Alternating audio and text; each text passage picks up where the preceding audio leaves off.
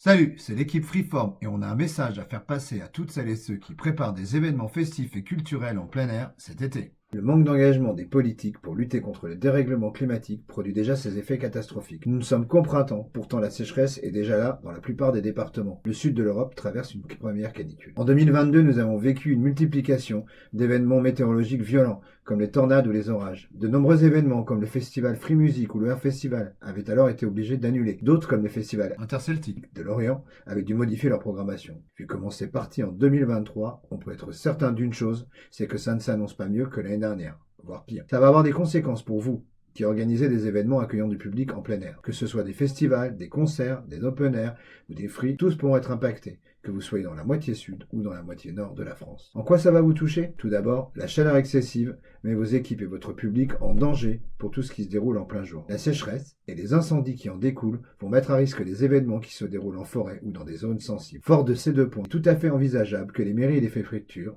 fassent pleuvoir mais des arrêtés d'interdiction. Enfin, afin d'éviter de vous trouver pris au dépourvu, nous vous conseillons d'anticiper en prenant les mesures suivantes. Faites de l'ombre. Si votre site n'en a pas, prenez le temps de créer des zones ombragées. Chapiteaux, voiles d'ombrage, ce seront autant de lieux agréables pour votre public. Préparez de bonnes conditions de travail pour vos équipes en journée. Shift raccourci, travail à l'ombre, pause hydratation, et bien sûr, autant pour elles que pour le public, de l'eau gratuite et en quantité.